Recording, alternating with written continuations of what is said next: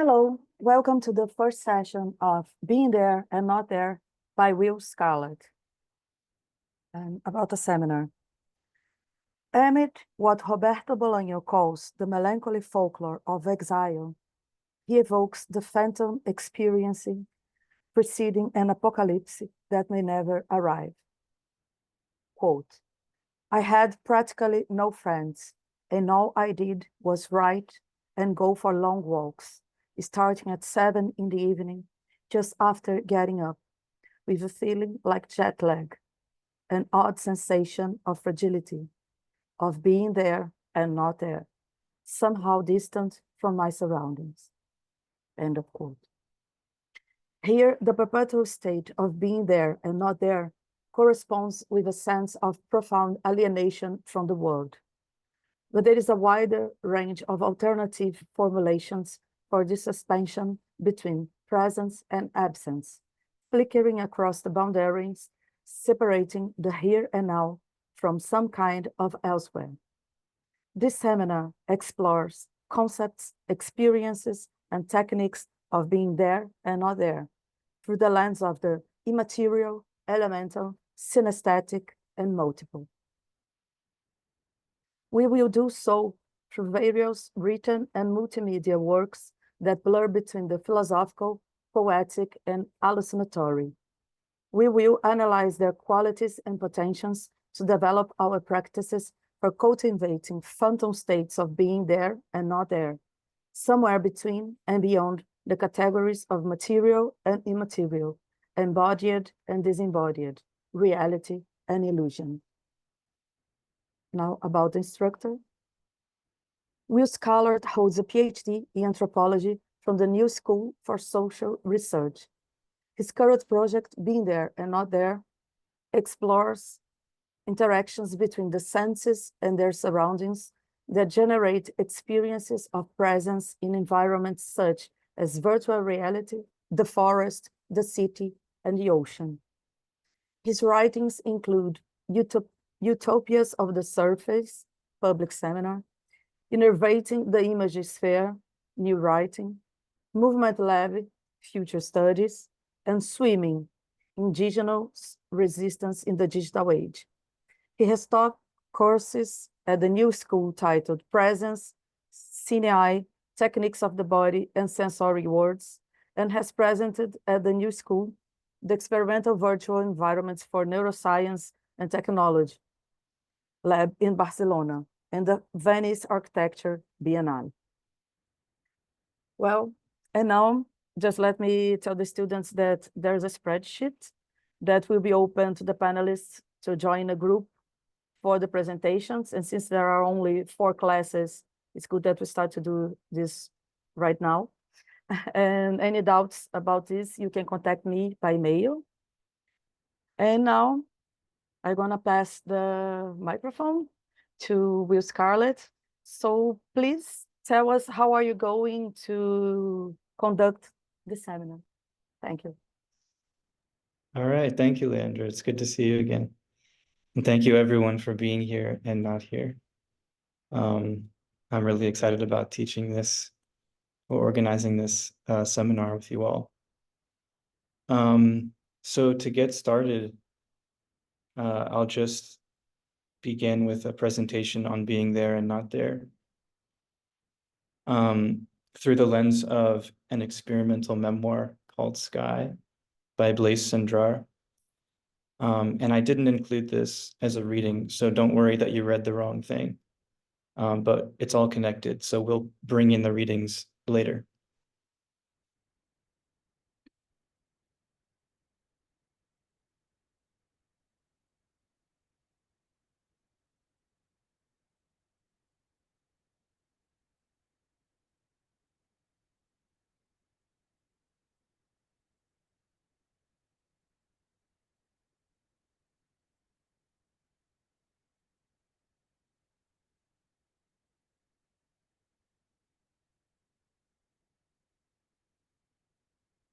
Okay. The perpetual prank of magnifying lenses. One is both there and far away at one and the same time. Miklos Senkuti.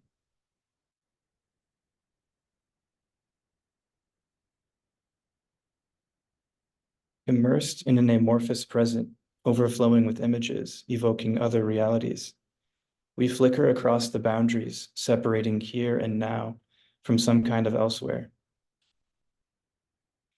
Being there and not there, suspended between worlds, we can be overcome by a sense of profound alienation from our surroundings, ourselves, and each other. Blaise Cendrars records the words of one such phantom murmuring in the night. Quote, "You cannot love a phantom without becoming perverted, your own phantom, for often I am split in two." Venturing further into the night, Cendrars encounters even stranger mixtures of presence and absence, such as a constellation newly appeared in the sky, the sidereal Eiffel Tower, which is also the title of his book. Like a telescopic lens that is simultaneously a projection lens, being there and not there may imply the impossible synthesis of opposing modes of being, but it also opens the potential for becoming multiple, like the manifold universe. Somewhere on a dirt road, disintegrating away from Sao Paulo, through the mountains and into the jungle, between mountains, between worlds, it is late twilight. The deep, permeating black of the trees sways against the darkening blues of the sky, and the stars are emerging. The air is heavy with fireflies, moths, bats, the churning rhythm of the car's engine, and the notes of a string quartet crackling from the radio. Cendrars is supposedly heading to the Morro Azul, a former coffee plantation haunted by an obscure acquaintance. But for now, lost and moving like a shadow intoxicated by the night, he does not care where he is going. The road winds along a ridge rising above a densely forested river valley until it reaches a crest and hesitates. Without knowing why, Cendrars stops the car. I sat in my car with the engine off and the headlights extinguished, and each time I inhaled, the tip of my solitary fag end added to the light of the millions of fireflies scattered through the clearing like a Milky Way. To the winking lights in front of and behind me in the darkened, confusing landscape, to the will-o'-the-wisp light of the stars blinking on and off in the depths of the sky, to the light of the fixed stars that stared at me and obliged me to tip my head further and further back. While in the high, infinite regions, cold little suns, double stars and shooting stars, with their tails and trails, multiplied. An impalpable patterning that disturbs the best-known configurations, stirring them into a whirlpool at the zenith, and settling like a fine powdering of glacial wheaten flour on the subsoil of the sky.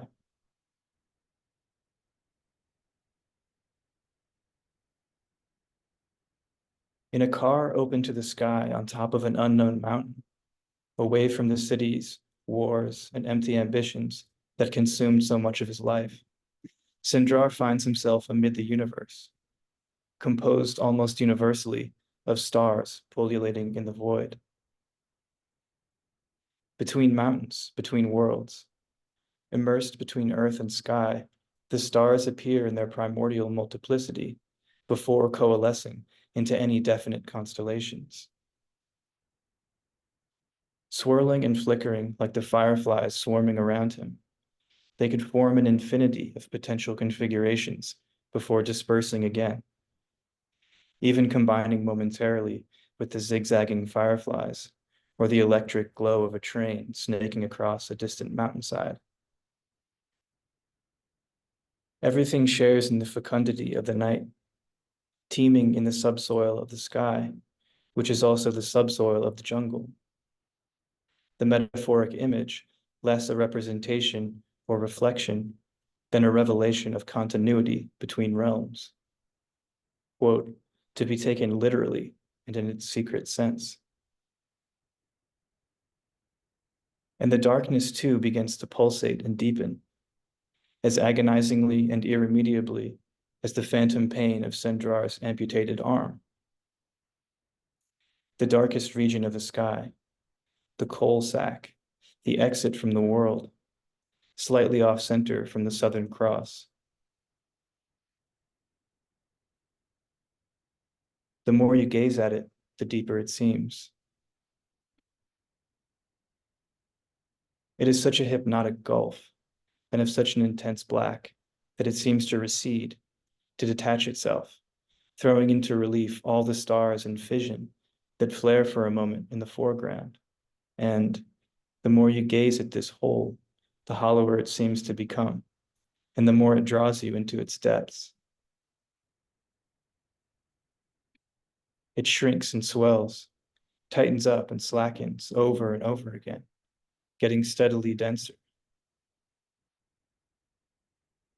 So that, in the long run, all the stars in the sky are reduced to nothing more than smoking candle ends, melting into this intense blackness which absorbs them. And to the mind's eye, they finally disappear, one by one, as if by slow osmosis.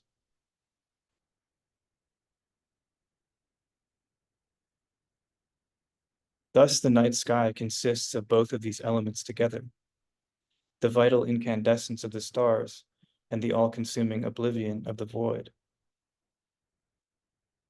Then, from deep within the coal sack, as if projected across the threshold of infinity into a cosmic theater where Sindrar sits absorbed, other worlds start to appear.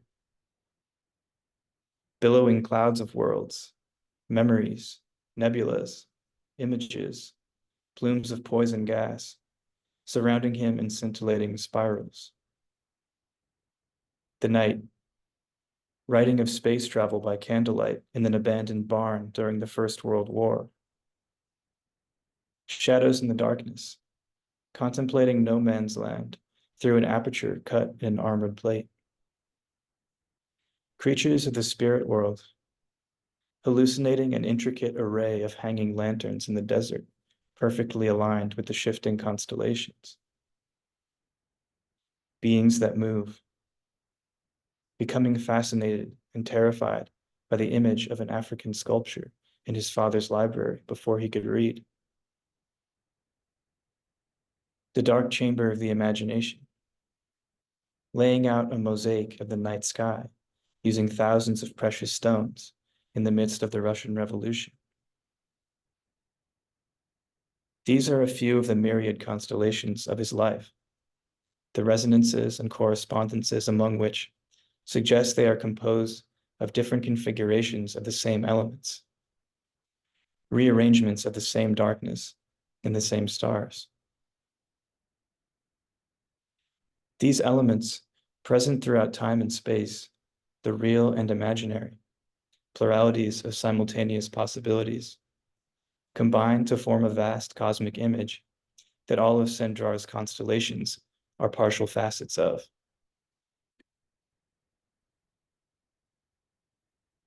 Behind the Milky Way, there is an eel, or some kind of serpent of the sky.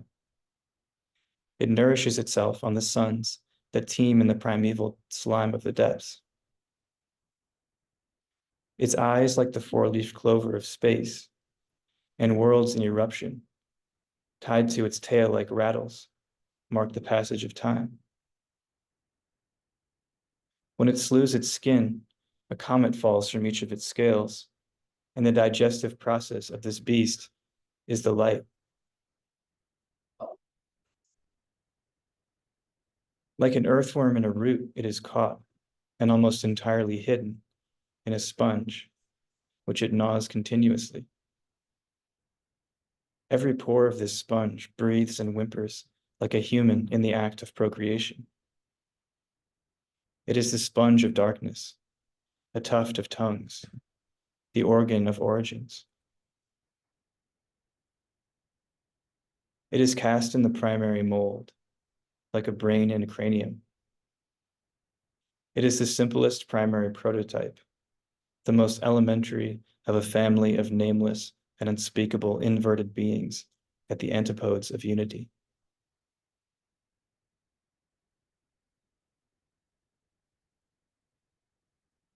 The antipodes of unity, words that crystallize one night under the stars when Sandrar comes back from the front after losing his right arm. A phantom prototype of his thoughts and experiences, tattered memoirs that do not preserve a sense of coherence in life, but intensify those moments when one comes closest to losing themselves. Swept away by an image written like a song, delirious mixtures of life and death, enchantment and disillusion. A map for living in accordance with the universal principle of multiplicity. Moving between worlds like the creator god of the sunken continent Lemuria, who Sandrar envisions as dud shells rain into the dirt around him. Quote, he kept fishing out the world, the world, the world, and again, the world. Every one of these fleeting phenomena is present in the sky as impersonal memories, composing and decomposing a metamorphic constellation of the serpent. Somewhere on a mountain in a jungle in the night, a cosmology is being born. The sudden burst of an explosion brings Sandrar back to reality. An eruption of fireworks in the town below seems to break the spell. Returning to his body and coming to his senses in the physical environment, he wonders of the phantom experiences that overcame him. Quote, but was I really absent? As the shimmering fountains of light flicker out, he comes to perceive the presence of the surrounding world as an immediate continuation of that ecstatic skyscape, rather than its antithesis. He had long been sensitive to the participation of nature, the sky, the plants, the underground watercourses, in shaping the movements of experience and the contours of thought and expression. The complex web of correspondences that makes up these constellations did not come from himself alone. It emerged from the river, the trees, the stars, the birds, the mountains, the snakes, the darkness, the fireflies, the nameless multitudes of the world. Now and then, humans too share in this cosmic process of creation. After all, wondering at the stars with vivid, indefinite, hallucinatory vision must be one of the most universal, and in that sense most real, human experiences. Sandrar encounters someone possessed by this vision when he finally arrives at the Morro Azul. The lover of hummingbirds and movie stars, Oswaldo Pedroso. During nightly sublunary wanderings on the Blue Mountain, Pedroso discovers a new constellation, the sidereal Eiffel Tower. You see, there, between those intertwined palms, no, there, between the second and third palm trees, there, not there, a little higher up. There you are. Do you see, at the tip of my finger, among all this restless tangle of palm fronds fanning themselves, there is a kind of opening, a triangular skylight, a glass pane giving onto the sky. Now, don't you see that this new constellation is the very image of the Eiffel Tower? You can't fail to perceive it.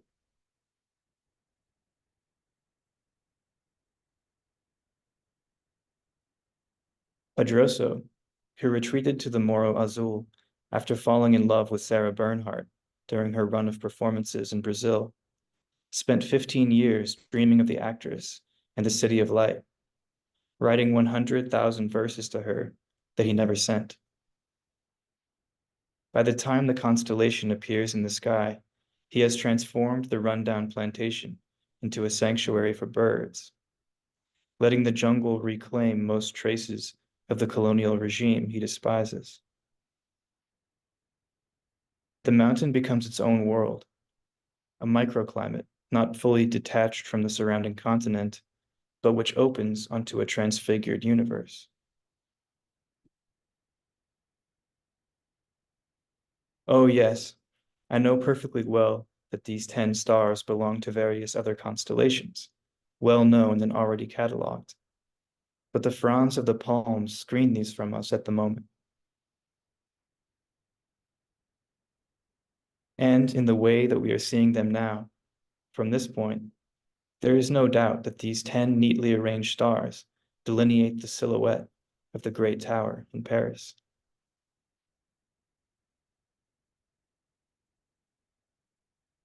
For Sandrar, who tried to escape Paris by traveling to the other side of the world, the constellation is yet another uncanny correspondence, revealing the antipodes to be ceaselessly flowing into each other. But what are these correspondences Sandrar senses everywhere, and which further proliferate through his writing? Strange coincidences, superstitions, cultural or political impositions, repetitions of elemental forms, visions in the eye of the beholder. For Sandrar, correspondences are not just composed of sensory associations. They also unfold imminently in the world. And this resonance across the uncertain threshold of sensation and world already points toward how the process of correspondence might work. Continuous imitation. These almost supernatural phenomena are connections formed through emergent similarities that appear over distances, times, scales, and domains. The constellation of the Eiffel Tower in the antipodal night. The 13 charms and their invisible counterparts of the servant Bueno's sacred amulet. The rattlesnake that sleeps in the ceiling open to the sky above Sandrar's bed. An aura of correspondence permeates the air, seeming to arise from a kind of atmospheric sensitivity and responsiveness, an imitative impulse that is more than human.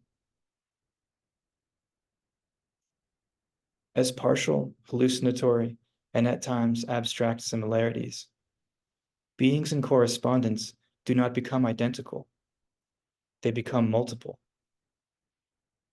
They remain what they are, yet through their resemblances, they also become something else. In this sense, all correspondences are elemental images. Quote, wherever the image is manifest, man does not sleep at night, for he suffers the anguish of the riddle of identity. Images are multiple because they appear as interplays of similarity and difference, projecting into the space between. They are never the same as what they bring to presence, although both share certain aspects and capacities. Images also have their own singular capacity to conjure phantoms seemingly from beyond the world. Quote, photography and the cinema are abstractions, and, like everything in black and white, writing, printing, outside time and not in space. Mysterious amalgams of presence and absence. Images embody the elemental power of imitation to generate channels of sensory immediacy among different beings and worlds, including those that may not exist. Thus, the opening of the universe into multiplicity corresponds with the emergence of images that absorb us in phantom states of being there and not there. Images connect us with our surroundings as much as to the beyond through correspondences that move between worlds, weaving them together like overlapping constellations gleaming from the darkness. Humans may have first entered this liminal enchanted space when we looked with fascination into the night sky and saw images.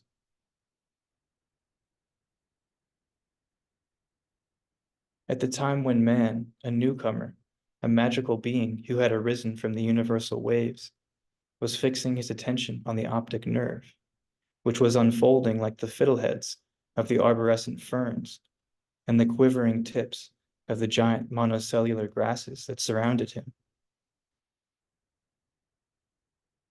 And at the same time, becoming aware of the burgeoning of his other eye in this mutation.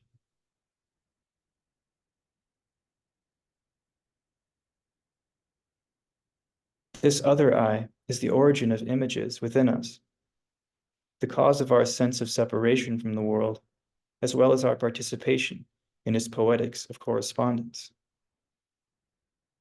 As Sindrar's stories demonstrate, the shifting ambiguity between immanence and transcendence is not only a perennial question of humanity, it is a dimension of the sky.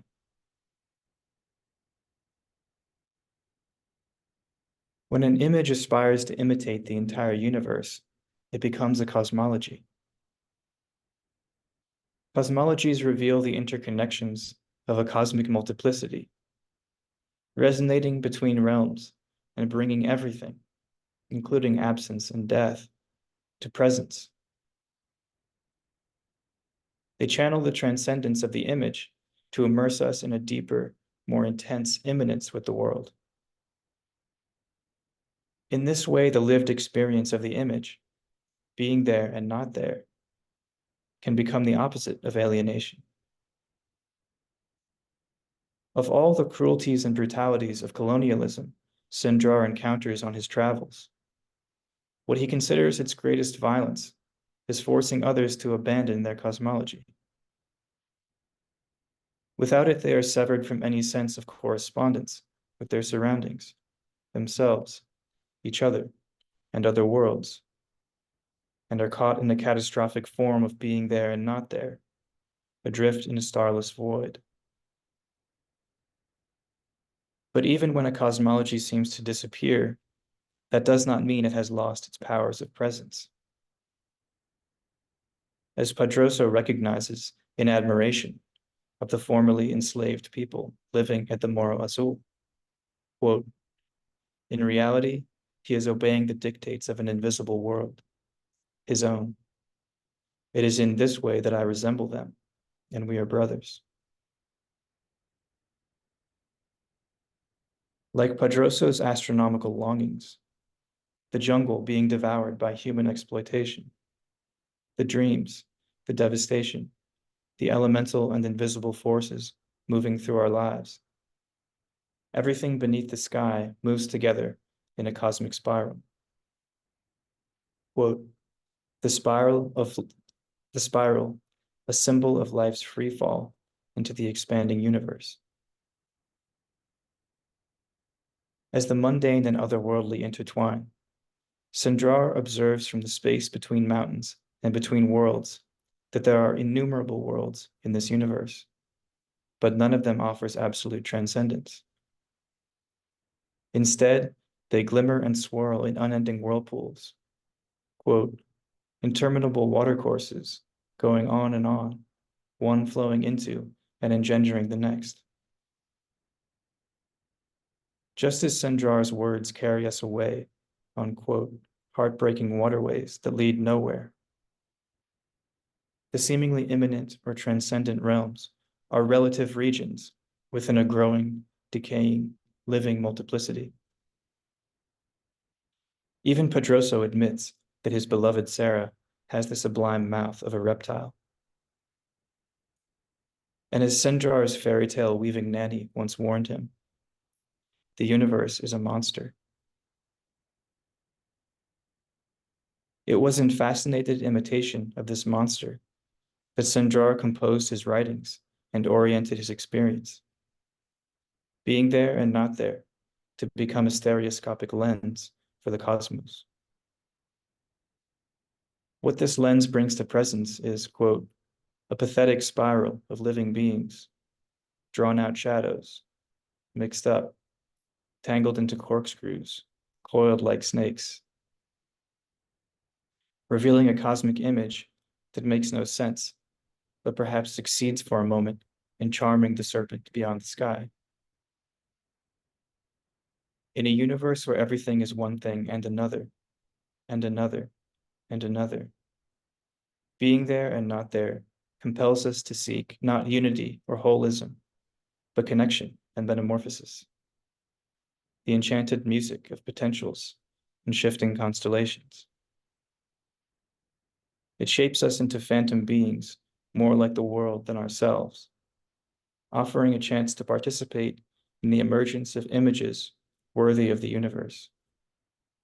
Quote, these phrases that write themselves, these often incomprehensible words, these marginal images, this unreal parabolic light that brings everything to life.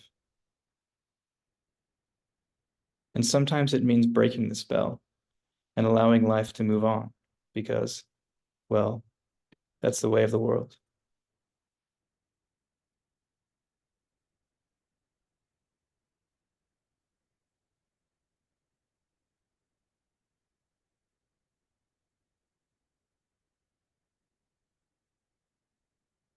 All right, thanks everyone for listening. I feel like it's important for us to introduce ourselves, but if anyone wants to jump in with any questions or any thoughts right now, please feel free.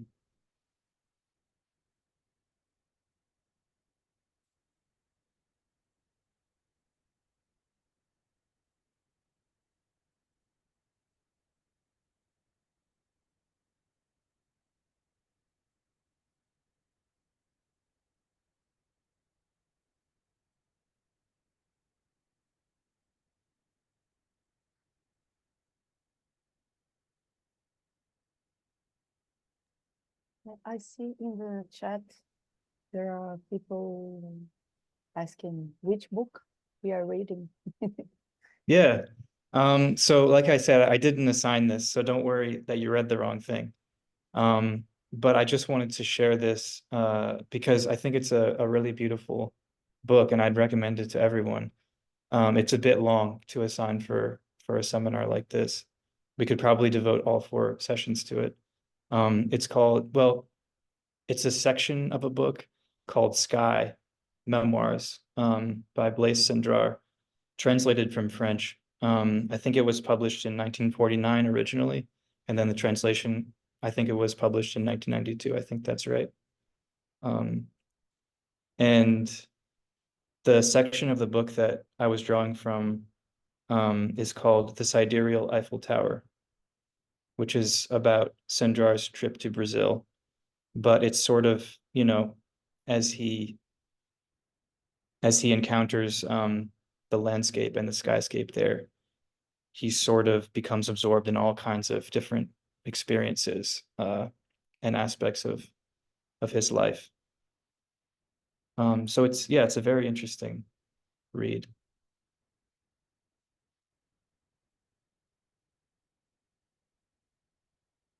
Any other thoughts or questions or anything?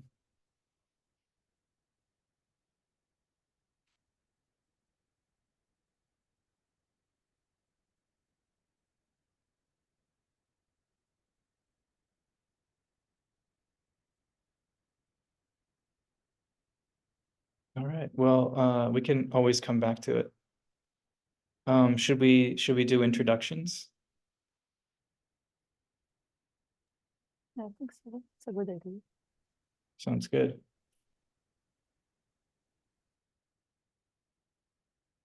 So I mean, you can feel free to just introduce yourself however you'd like.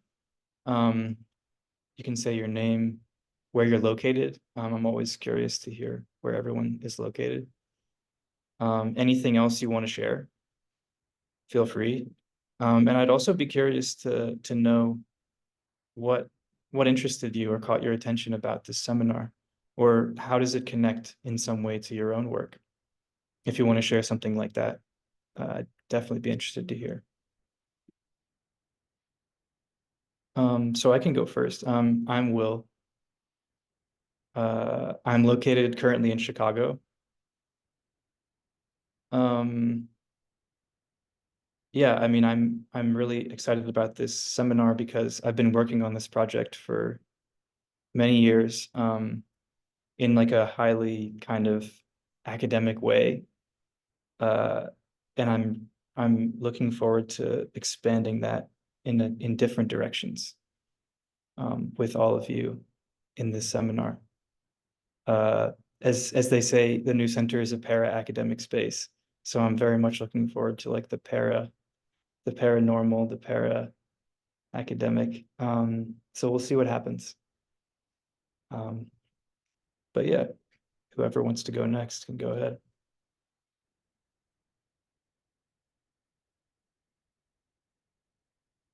I'll start. Hi everyone, my name is Chris. I live in Brooklyn, New York. I haven't taken an academic class in like almost 10 years. So this is really new and exciting for me. This is also obviously my first class with the new center.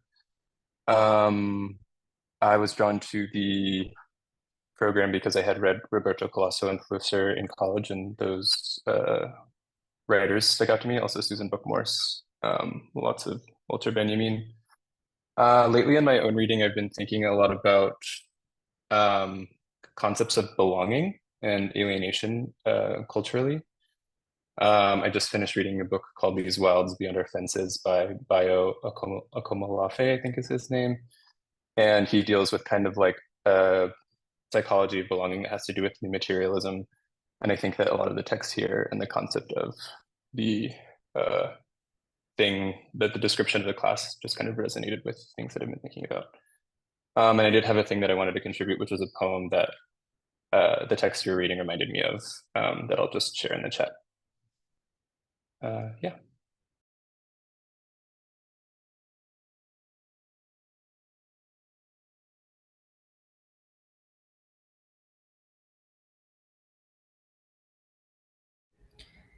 Hi everyone. Thanks, Will, for the wonderful reading. I'm Swati Jain. I'm also based in Brooklyn, New York.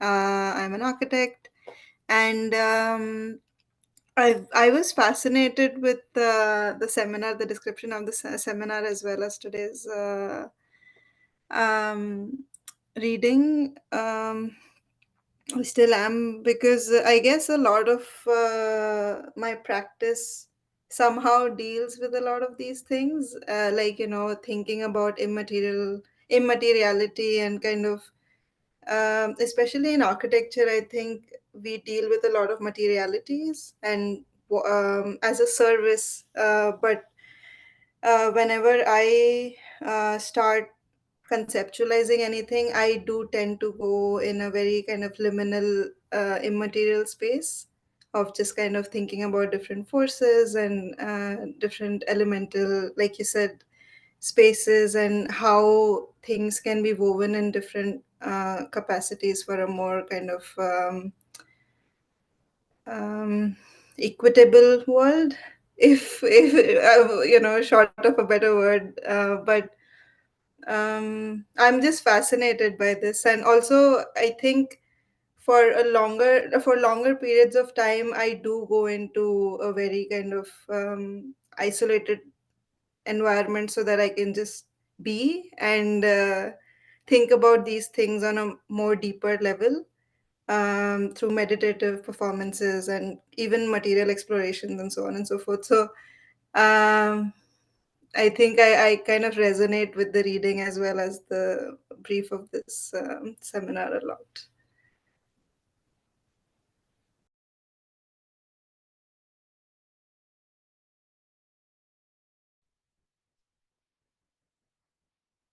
Yeah. Hi, everyone. I'm Ananya. I'm based in the Netherlands, from India. And my practice in general has to do with online communities and online presence. So I was really fascinated by today's seminar as well. and reflections on how we can show up in different facets and different aspects of ourselves, online and offline. Thank you.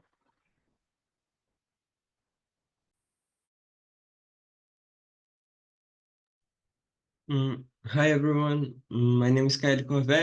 I'm a non-binary person from Brazil. I'm 25 years old. I have a degree in psychology, and for the last 2 years, I've been working as a clinical psychoanalyst. Well, my main research interest is how identity politics affect and forces psychoanalysis to rethink its interaction with other fields of thought on a Badionian axis.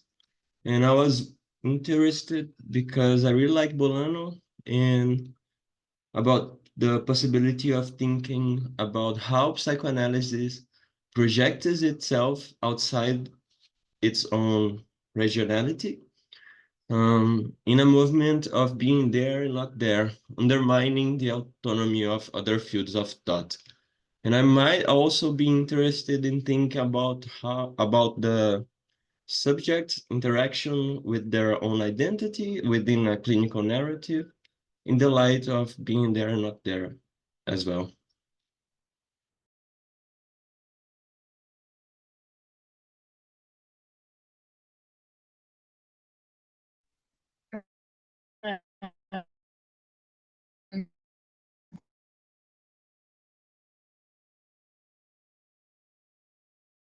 Everyone, I'm Antonella. I'm currently and I have background in art history about artists and cultural workers using English as their foreign second-hand language and how it reflects in their practices, but also in their day-to-day life and how it intersects with other concepts such as migration and mobility. And I'm interested in maybe more like literal approach to this, being there and not there, but also learning more about this philosophical background about it.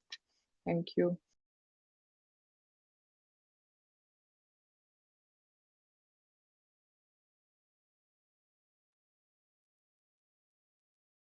Hello everyone.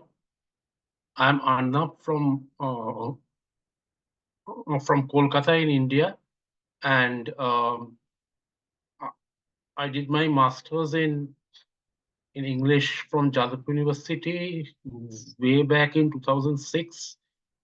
Then I went into the occupational sector as a writer for a number of years, and then I've returned back to academia and completing my second MA in philosophy from GCAS. And as the new center is a para academia, and I decided to work on some courses here, and my work at GCAS is mainly about individuation, and I'm exploring like all the philosophical aspects as it relates to individuation and being there and not there, the presence and the absence of it, interwoven with materialities and immaterialities, both human and non-human.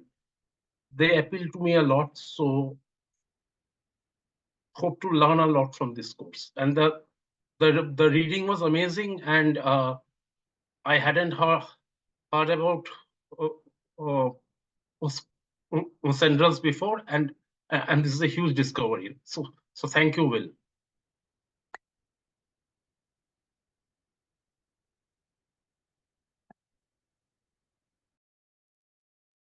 Hello, my audio is good.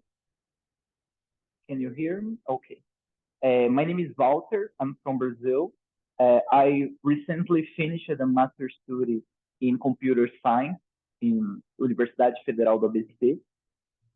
And I research computer science education.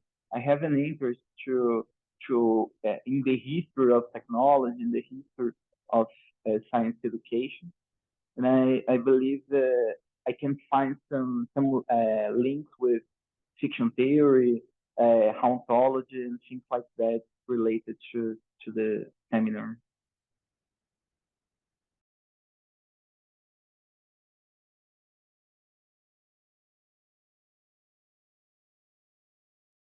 Hi everyone, my name is Ivan. I'm currently based in Tbilisi in the country of Georgia, and I hold MA in theoretical linguistics, so I used to be a researcher in syntax and grammar theory, more generally of some like relatively understudied languages. And for now, I am at the crossroads between new media art and new media theory. So I act both as an artist and as a researcher. And I'm interested in, I'd say, like broadly digital literature and how it deals with algorithms, AI, like disciplining effects of AI and how AI disciplines identities, emotions, and stuff like this. And yeah, and I am very much fascinated with like this topic, this like immaterial, because I am sort of very much interested in, you know, like material literary studies, material studies of algorithms, like material genealogies. And so yeah, and the readings for the first session were too good. Thank you for that.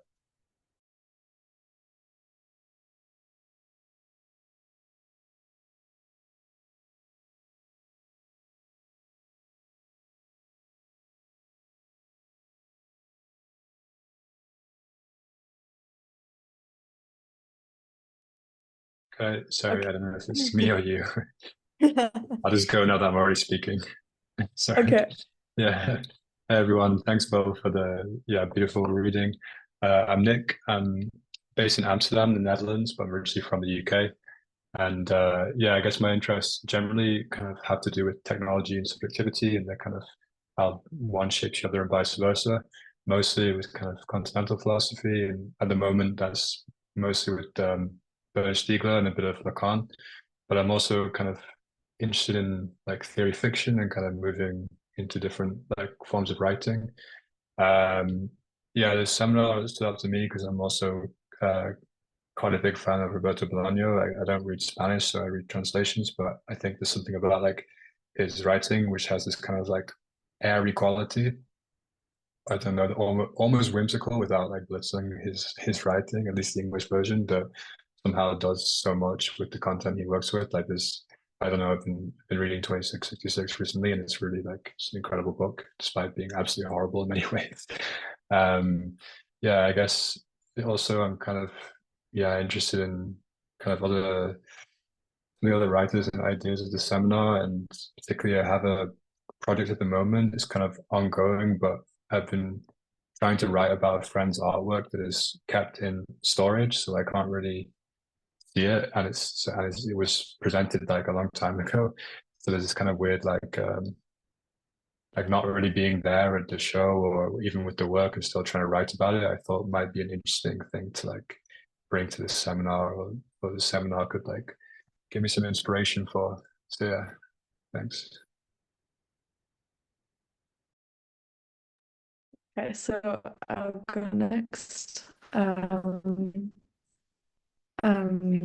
Yeah, I'm Ilinka.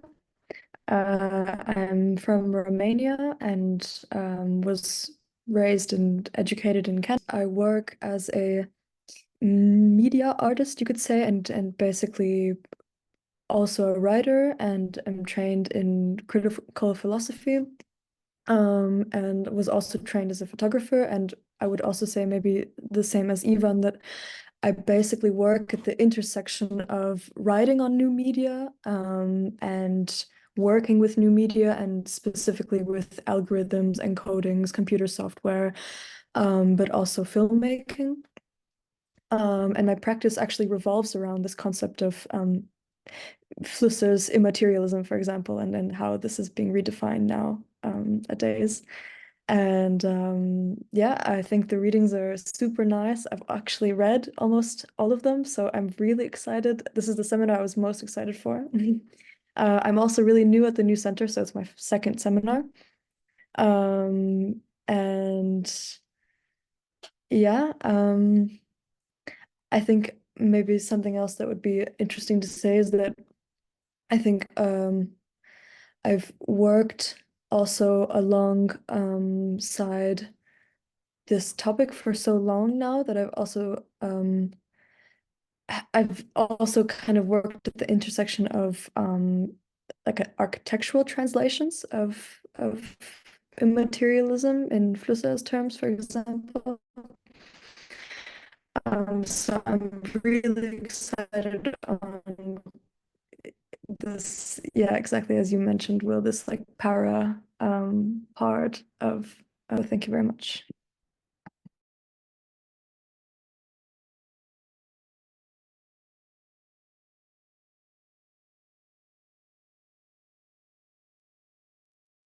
Hi, my name is Katja, and thank you very much for this seminar and for this readings and for the presentation. I actually was interested in this seminar immediately when I saw the title, and that's because I think it speaks to me on different levels, physically and like personally. I'm always have a feeling of being there and not there, because I'm from Russia. I haven't been living there since 2006. I've been living in Italy, and since like almost 8 years, I'm based in Dakar, Senegal, West Africa. And this always makes me feel very lost of where I am.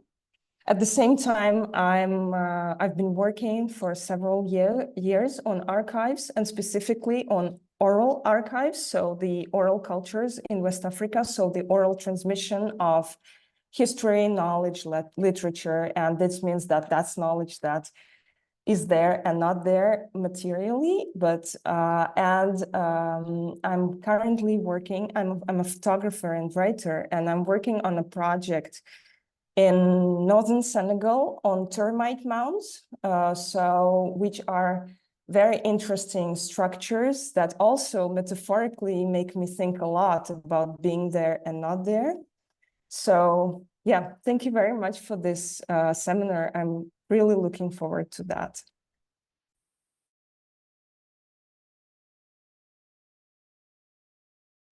My name is Libby. I am from and based currently in Honolulu, Hawaii. Although I'll be starting my MFA at the Glasgow School of Art in the fall. I'm a painter and a writer. My background is between studio art, really primarily painting, and the history and philosophy of medicine. And that looked like a focus on the figure and the body, and morphed into more of an interest in science and technology broadly. And currently I'm really interested in various collisions of technology and the philosophy of technology with painting, and painting itself as a very slippery thing, sort of related to knowledge, but not really knowledge. I've become really interested in spiritual abstraction and surrealism. And so I know I related to a lot of the poetic axis of this seminar from a very personal perspective of, various concepts of home and relationship and loss. And also I really love Remedios Varo, and there's not a lot of representation of painting in various new seminar courses, so I was really excited about that. I'm about 6 months into the certificate program at the New Center in Art and Curatorial Practice. So I'm really, really excited to do more of this thinking.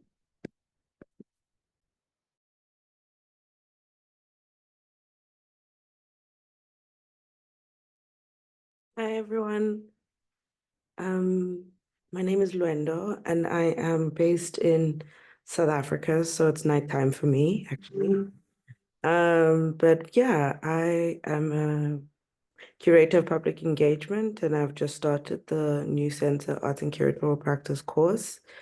I guess curatorial practice in and of itself deals with liminality quite a bit. So it's asking the question of place of art, but also of the social and developmental objectives of understanding, you know, where art fits in a world where not everyone has enough.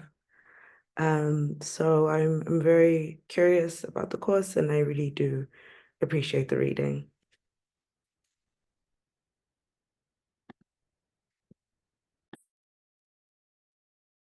Hi everyone, can you hear me? Okay, so my name is Caio Francisco, but everyone calls me Chico, so feel free to call me whatever you want.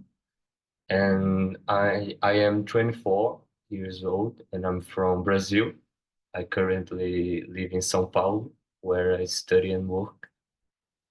And I am currently finishing my 2 master's degrees, one in social history, in which I'm researching the eruption of free jazz in the 60s until its decline in the end of the 70s, 80s, relating it to the anti-racist movements of those decades. And the other master's degree is in philosophy, in which I'm researching the poetics of Martinican Aimé Césaire, best known for his notebook of a return to native land. And I chose this seminar because I think there is maybe a very strong correspondence between the idea of a presence, there is also an absence, and various Latin American cultural manifestations. And I think in some of these manifestations, music exerts a very particular incantatory power. So, like as the element that make this ambivalent articulation between presence and absence. So I just thought this, and I think that it's the music. It's like a point of departure for all my research. So I think that there is a presence of this idea of absence and presence in music, Latin American music. And I'm very happy to be here with you.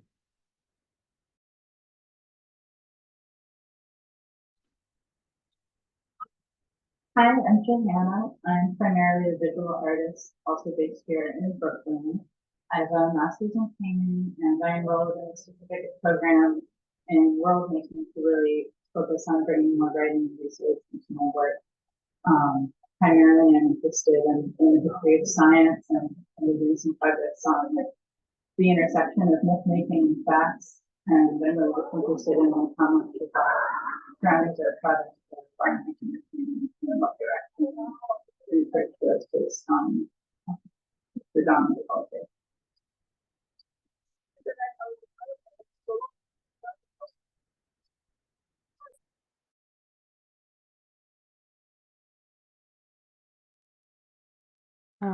Hi, I'm Leah. I'm currently based in Venice, in Italy, and I'm originally from Jerusalem in Israel.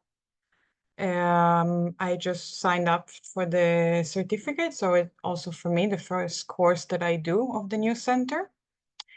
And I was attracted to it by the title immediately, and I really resonated with what Katya was saying about like having like I connected it from a very personal place of feeling a lot of times that I'm being in touch with people from many other places in the world, but I'm not feeling that I'm there. And yeah, I have background in architecture, visual art, creating, and at the moment I'm also very interested in how people experience exhibitions and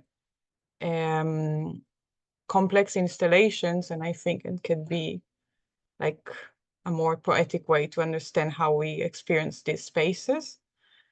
Yeah, and I didn't know most of the readings on the bibliography, so I was like, okay, that's good. And I enjoyed a lot already the beginning, like the first readings and also the presentation. So thank you.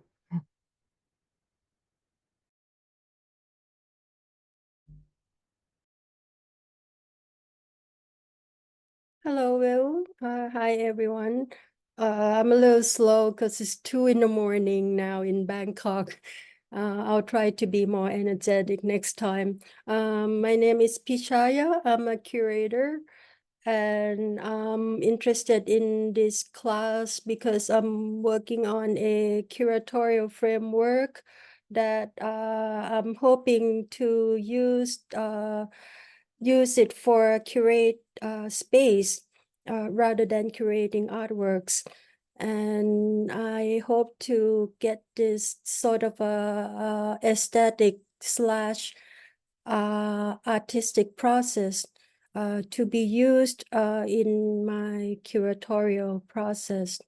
So for this class, I'm interested in this elusive landscape, something that is not so defined, not so categorized. And I'm very excited about it. So thank you. Hi, I'm Alice. I'm in Italy. It's 9. I don't have excuse not to be there. But yeah, I mean, as many people mentioned, I also connect from a very personal level. And I also like spend a long time of my life in London, and still now I'm back in Italy. I don't fully hear or nowhere, I don't know. And I am a writer and curator, and I've been experimenting with writing from altered space or like dancer or performative aspect. And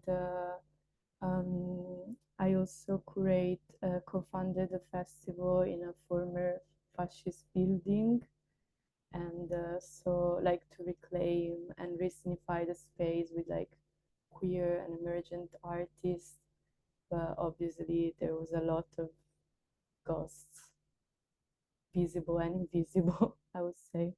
But yeah, I'm really looking forward for this course, and I really love the text. Thank you, Will.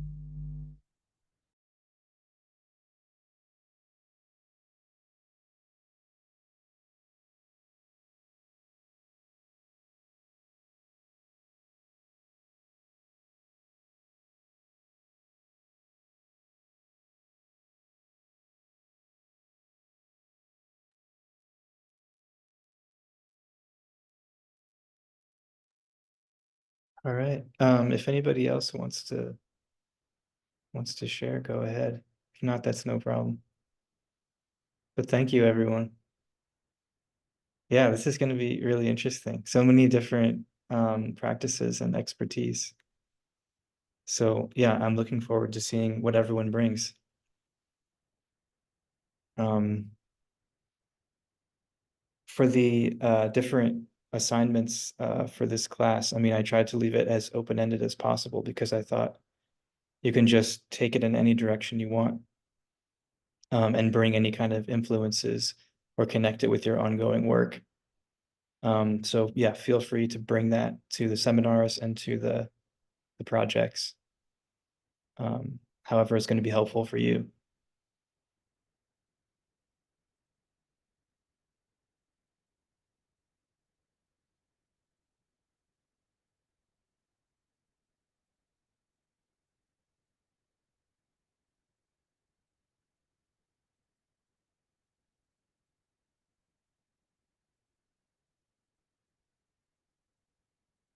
Okay, so I guess to clarify the logistical part with the projects.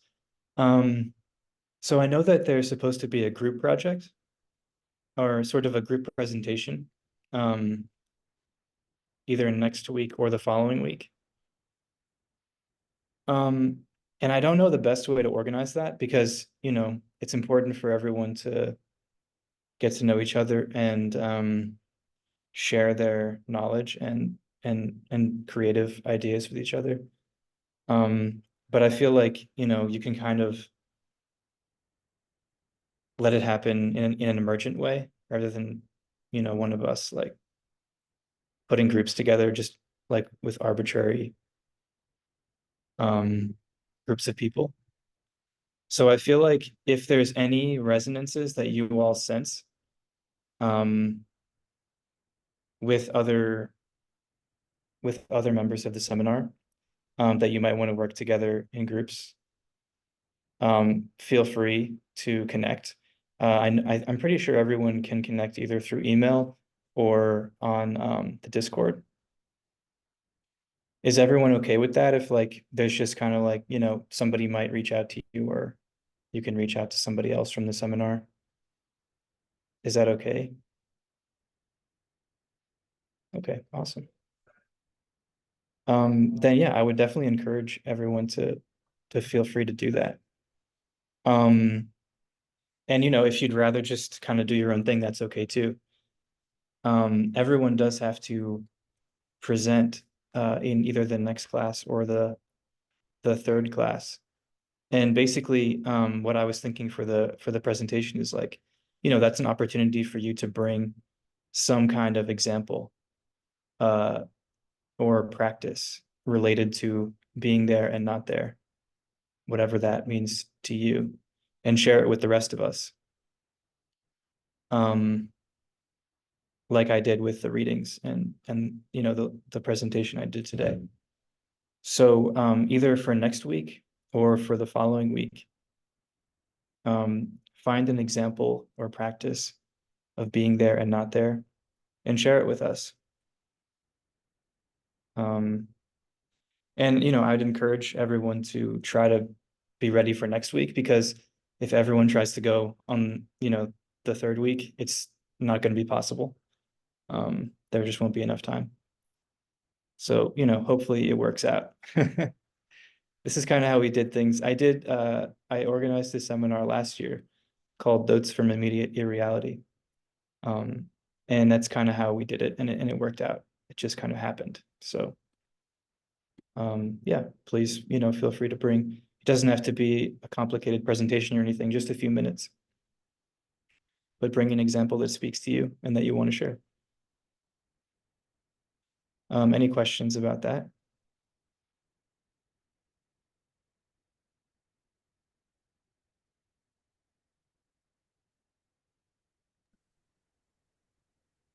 Okay, well, it's a two-parter. If we do the groups, how many people should be in a group? And like, so are we still then answering the same question? Is this like a group exercise of examples of being there, not there? Or like in our own ways, do we, you know, navigate it? So yeah, if you do decide to do the group thing, what are the, I don't know, I wouldn't say limitations, but like how would it work? Yeah, what kind of structure? Great question. I feel like, you know, a few people in a group is probably good, like the upper limit. But you know, bigger groups can have more time to present. So if it happens that, you know, a bunch of people decide to group together in some way, that's totally fine. So I think, you know, just see what works and what makes sense. And the number of people in the group will determine how much time you have to present. Yeah, and I guess in terms of like the logistics of how it could happen, I mean, sometimes maybe it would be more interesting for some people to work together to kind of brainstorm and research to come up with something to present, and then you can do that collectively. Or you could have sort of affinities with each other's interests, and then you each bring an example or a practice to the group, and you all kind of see how they fit together or relate to each other, or don't fit together. And then you can present those interactions with us or to us, as well as the examples themselves. So I think, feel free to do what you want with it. But also I realize that sometimes it's easier to work within some kind of structure. So I don't want to just throw you out there, but you can definitely reach out to me anytime if you want to talk about it. I'm happy to think with everyone through their ideas and come up with some kind of structure that emerges from what you're trying to do with your own work. Any other questions?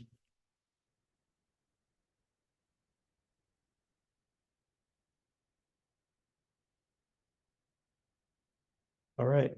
Then I guess just as a final logistical note, for the final week, I decided not to assign any readings because last seminar I did assign the readings, and it was pointless because we didn't have time to talk about the readings. We spent the whole session talking about each other's projects, which was amazing. So for the final week, which is titled Multiple, because it's going to be a very multiple seminar, we're just going to share our projects with each other. And so the final project is, I think, according to the new schools or the new center's guidelines, it's an individual project, I believe. And for this project, instead of bringing an example or a practice to share, I think, do something more along the lines of your own exploration of being there and not there, using the medium of your choice. And the same goes for the example or the practice. You can use the medium of your choice. I have a tendency to work with readings often, and that is like a limitation. And I know that for some people that's not ideal. So I don't want to impose that on anybody else. You can feel free to work in any medium. And again, it's sort of an intentionally open-ended project. But if you want to have more structure, you can definitely get in touch with me and we can figure that out.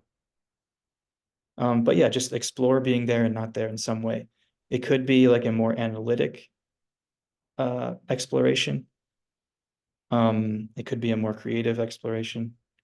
It could have to do, with your own sensory experience or creating a sensory experience for others to share in. It could be an artwork, it could be anything really. So that's just a heads up for the final week. And that'll, it can be a work in progress. I don't think that the project is due until the following week, I'm pretty sure. So it can be a work in progress that you share with us, and then you'll get feedback that you can use to finish up the project on your own.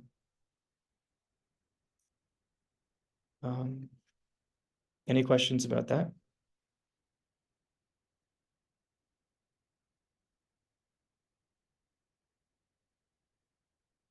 Yeah, well, we'll check in about it again, and you can always feel free to reach out to me if you want to talk about it more.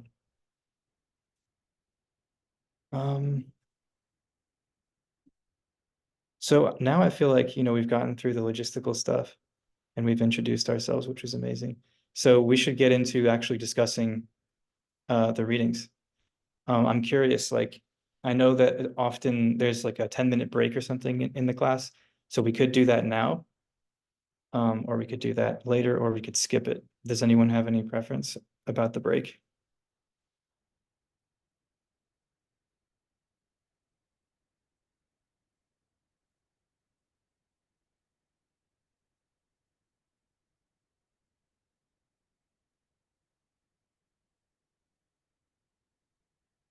I kind of feel like I want to have like a 5-minute break, if that's okay. All right, so let's have like a 5-minute break. And I will see you soon.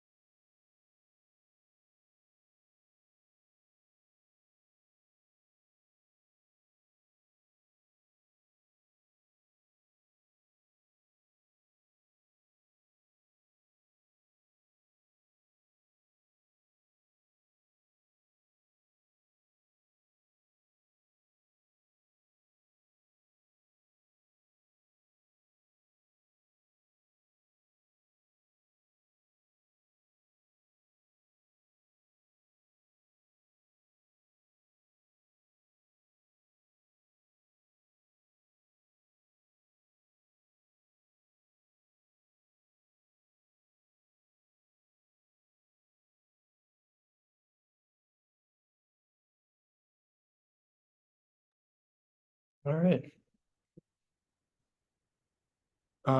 So I was really excited to hear that people enjoyed the readings.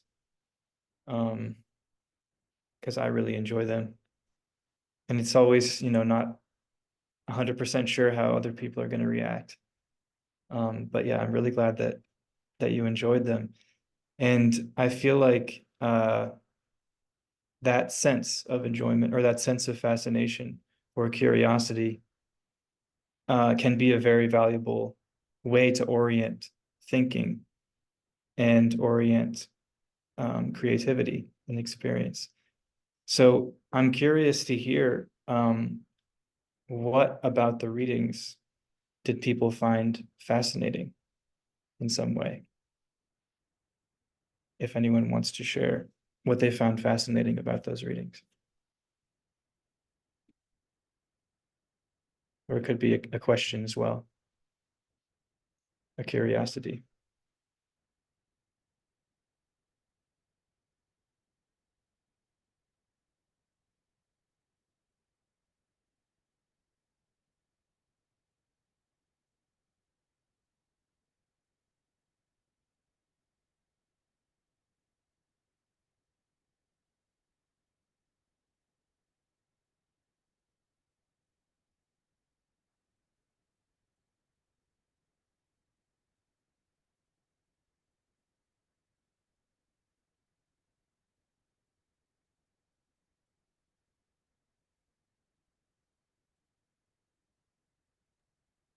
I guess I'll offer a thought.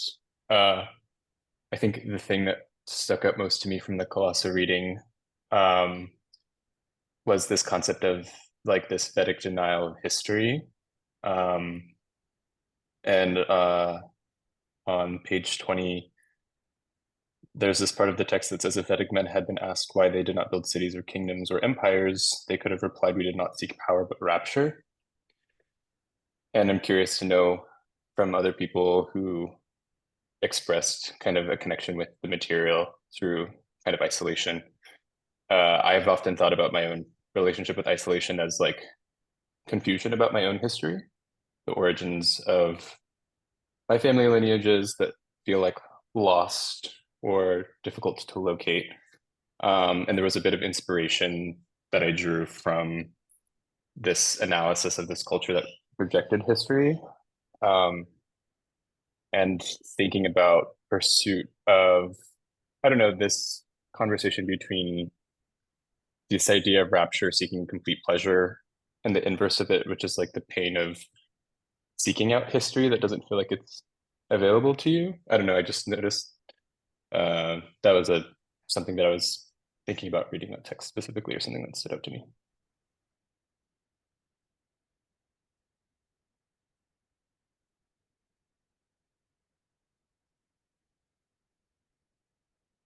Yeah, thank you for sharing that. That definitely caught my attention as well.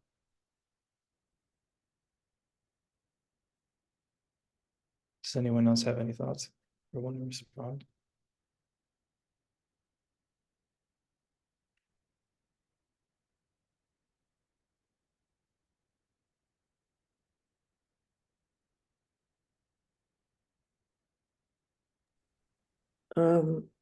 Can I ask about the like remote beings reading? I think for me, what this like idea of being here and not here, based on like the readings that you did as well as what was submitted, is kind of asking a question of, or trying to understand what it means to live in a world that was not designed for you. So like the construct of like the Indian subcontinent, or even just like India itself, and maybe even like Pakistan, understanding that like you were living in a modern context that was not designed for your body. You were not supposed to be a part or a beneficiary of the society, right? So as a Black woman, I live in South Africa. The majority of the systems were created for me to be within subjugation, but also to be like within subjugation, but also to be the labor. I was never supposed to be the curator or the artist. I was always supposed to be, you know, part of the people cleaning the art center, not necessarily the people attending the art or curating the art or, you know, asking questions. So it's a very interesting kind of historical thing to live in a system that initially you were just a conduit of labor, or yeah, you were just a being. You were never meant to be a beneficiary. And I think that that's what this kind of question of being there and not there is being placed for me in terms of the context of the readings and the conversations, is how do you live in a system that was designed to subjugate you, but everything that you do to kind of challenge that requires new systems, but also means that you aren't really there either. It's a tricky one.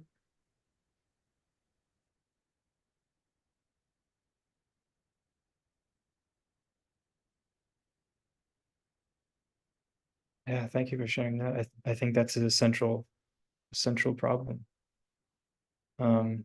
of these texts, but also of just the contemporary world. So thank you for bringing that.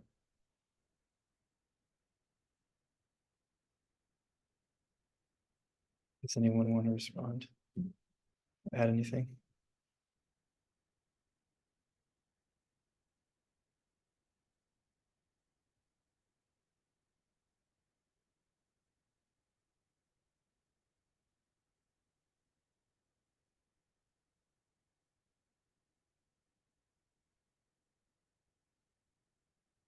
Yeah, I think something that both of these comments makes me think of is the emphasis that's placed on the multiple in these readings, where everything is simultaneously almost a contradictory being, becoming multiple.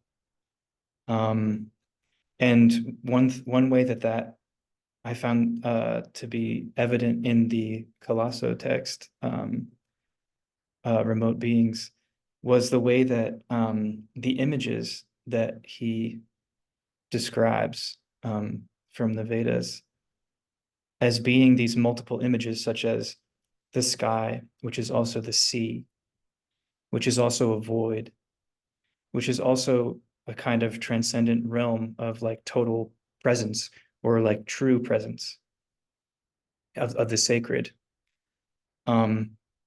which is a physical space, but it's also an image space. It's also a linguistic space, and a linguistic space that evokes a kind of rapture, a kind of intense sort of experience of immanence in relation to this seemingly transcendent region. And another was the word. If this really, I loved this. The word hoofprint. Let's see, where is it? This is on page 19. The word pada, a cow's hoofprint, has so many different connotations. The word becomes so many different meanings. It ranges from the most mundane to the most sort of sacred. And I think, you know, in all of these examples, there's this emphasis on the multiple and on the constellation as sort of the primordial origin or something, rather than the individual or a specific identity.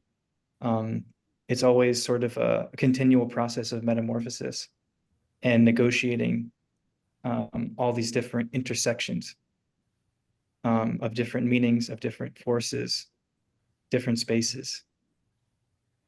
So to me, I guess this this state of being there and not there that we're discussing, it does have these multiple valences of, on the one hand, there's this sense of isolation, or of subjugation, or not fitting in to the world that you're forced to inhabit in some way.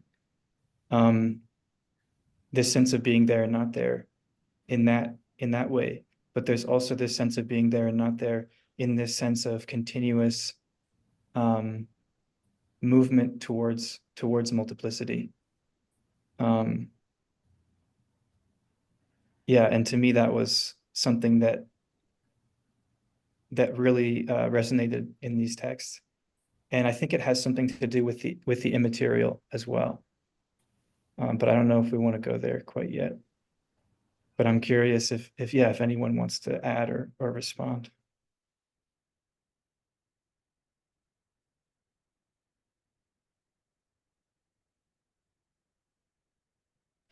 I've actually been thinking about, holy objects, or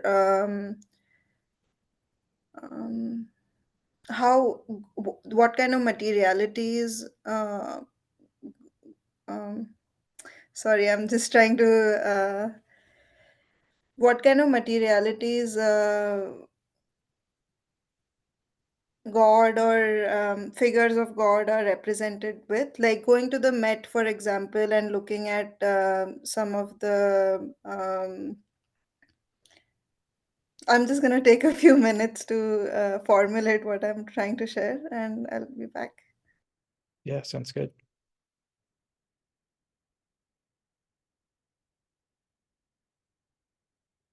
Maybe I have a small comment as well. I've been thinking a lot about how being there and not there could be seen in a light of thinking about translations, for example, and thinking about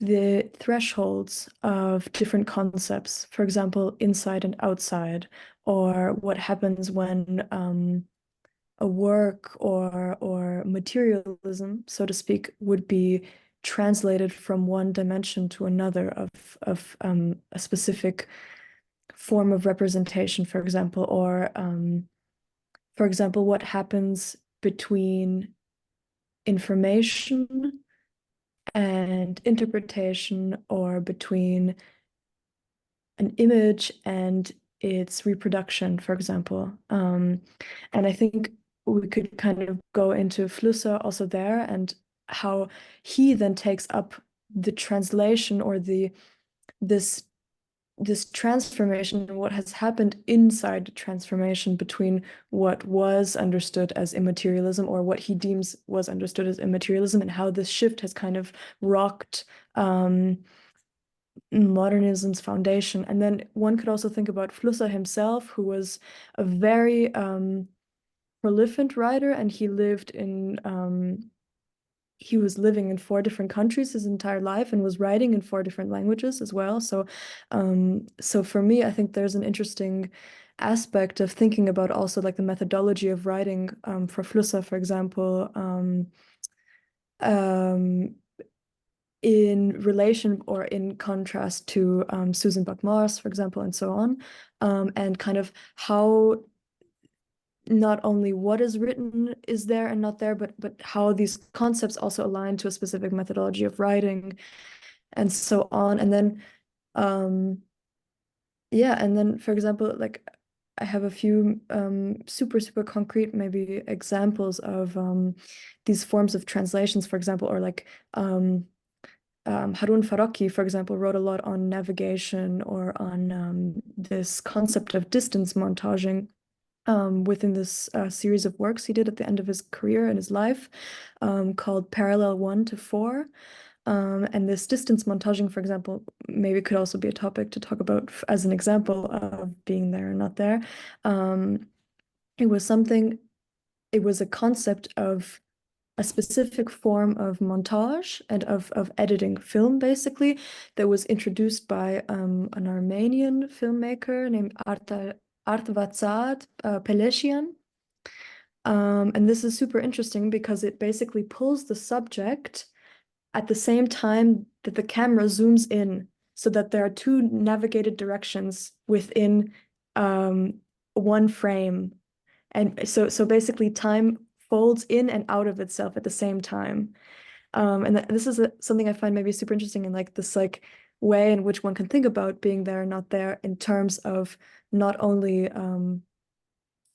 a predicate or a double standard, but also a translation or something that actually negates and confirms and opens itself at the same time. Also, Edward Glissant, for example, wrote a lot about this like dynamisy of movement within a specific point, or like the way he redefined globalization, for example, and so on. But yeah, so maybe that's what I would add.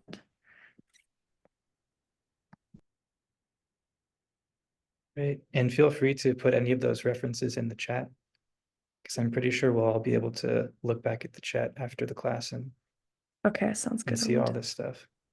Okay. I also recommend the films of Peleshian. I will send you some. Yeah.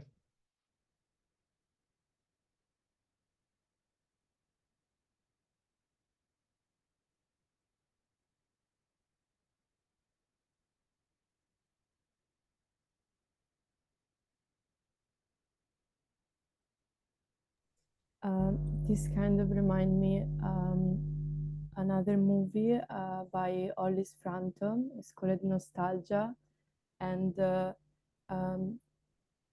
you in the camera you can just see like a picture that've been burned until like it's completely ashes, and then one after the other. But the interesting thing is that I guess I'm gonna spoiler it for you. Sorry, but it's just that there is a outside voice narrating the stories or the personal relation to the picture, but it's already burned. So again, there is this kind of like, you don't know what's there or not there. And I also want to share it. It's really beautiful. It's an ubu.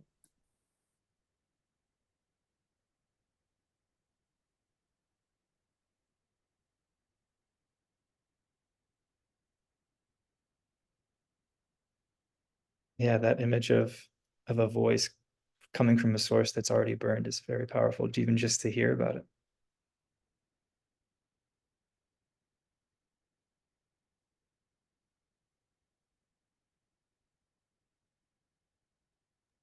Yeah, I'd also add that this reading by Flusser now makes me think about like the relations between ideology and software, and I think that there is a seminal paper by Wendy Chan where she writes that software has much in common with ideology in that software has a certain visual logic, and users do not like follow the rules. They just enact it as if it was a sort of law of nature.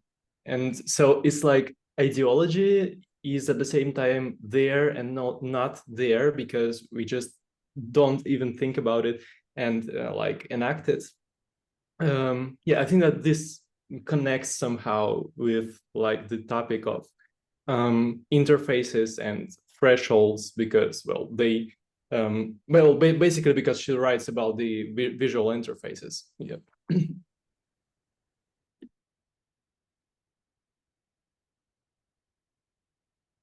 Interesting. Yeah, that reminds me of an anthropologist, Stefan Helmreich. I'll put his name in the chat. He writes about a lot of interesting things, including waves, sound. But what you said reminds me of his work, because he writes about presence and about the sense of immersion. And for him, presence and immersion are actually illusions that are necessary to dispel, because from his perspective, every time you feel present or you feel immersed, it's because you're not aware of whatever is mediating that experience of presence. So it's a dangerous situation to be in, because like you were saying about the ideology or the software, it becomes transparent. And so then you can't really engage with it or question it, or you just act through it. So that is another aspect of being there and not there, especially from a technological standpoint, but also from, yeah, just a much broader political standpoint that's important to keep in mind.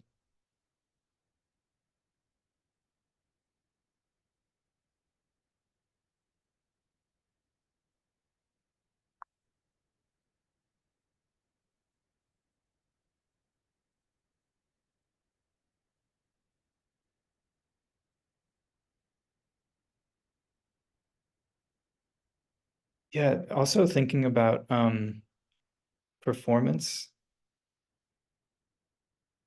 That's come up a couple of times. Something that I found really interesting about all these writings is that they all kind of perform, I think, some aspect of what they're describing. I mean, in the Flusser, maybe it's the most obvious. I don't think that Flusser himself did the design for those kind of like concrete poem images. But I really like those. I think they're a really interesting companion to the writing, that kind of performs a little bit of this some kind of immaterial relationship with text and information, with kind of a hallucinatory quality. But I think in the Colosso text, Remote Beings, I got the sense that he was, I mean, it's written in a very interesting way, I think. The way that it's divided up into these paragraphs that are kind of separate from each other in a way, but they all kind of flow. But the way it's written, it kind of starts with an idea or of some kind and develops in some way, and then it just kind of ends.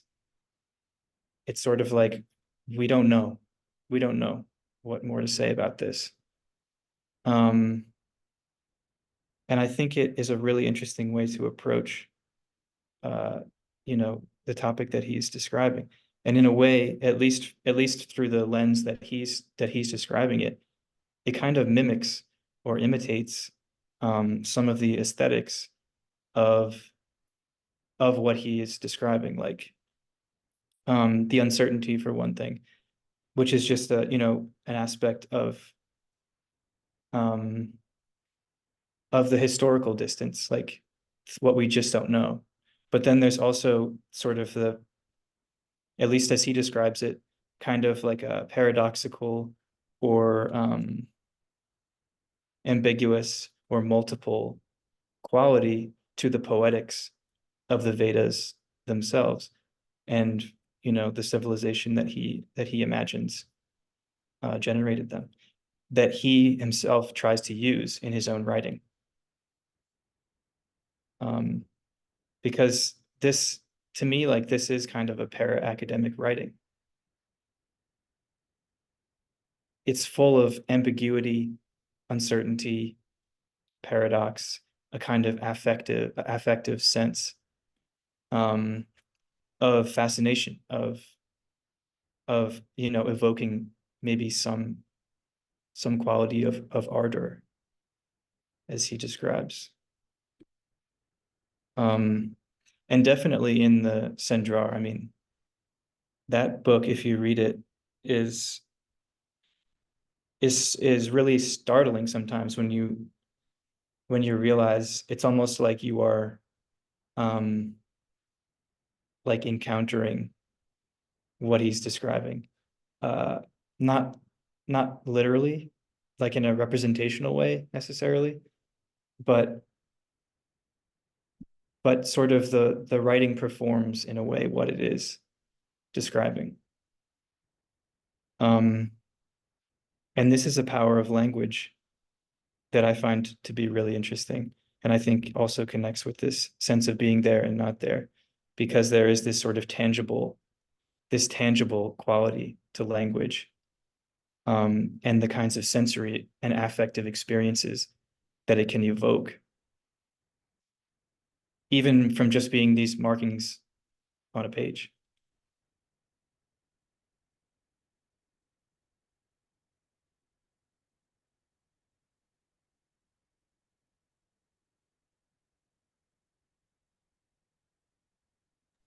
I want Well, I had. to Oh, add- go ahead. Go ahead. sorry. No, go ahead. Go ahead. No, you go first. Thank you.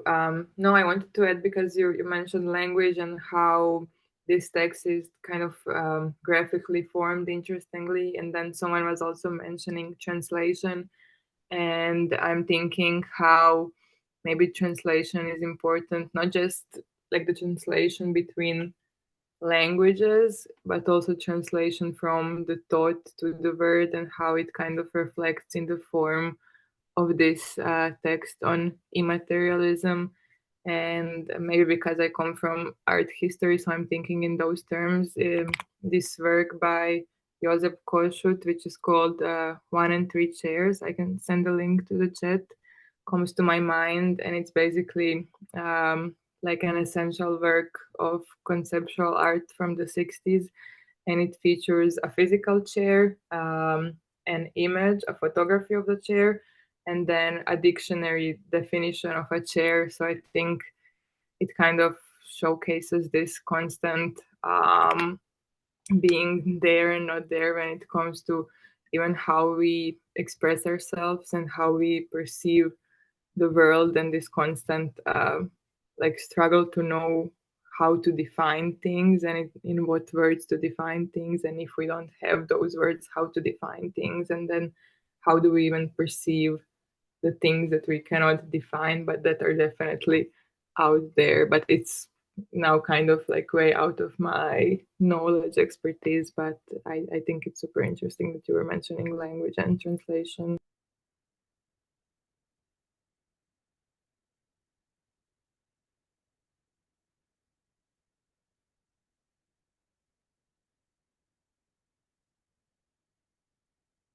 Yeah, that's a very interesting point. And I like that you even took it to the point where you felt like it's out of your expertise, because sometimes I think that's where some really interesting ideas can happen.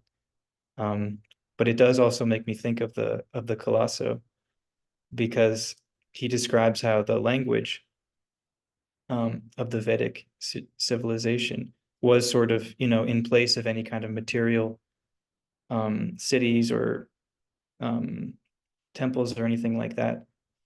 The great achievement was the creation of the Sanskrit language, and that it had so much vocabulary that is pretty much untranslatable, because it's so precise and specific to certain kinds of experiences and descriptions of the sacred, with all these connotations, like even the cow hoof has all these connotations, and it's such a precise and sort of elaborate technology, in a way, I guess you could say, of thinking about and evoking certain states of awareness, I think he calls it. So, I mean, I see that as being definitely an example of using language to attempt to perceive what is beyond maybe a kind of material realm, or what can be defined through many other languages.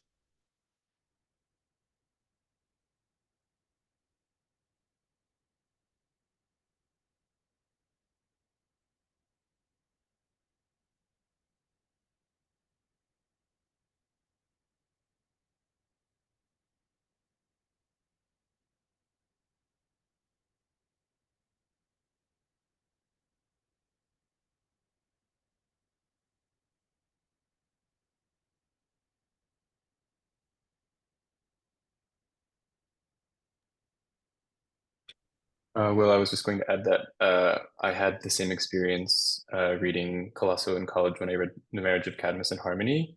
And when I saw this text, I remembered to just kind of like let it wash over me and not try to hold on to anything. It just falls through your hands like sand.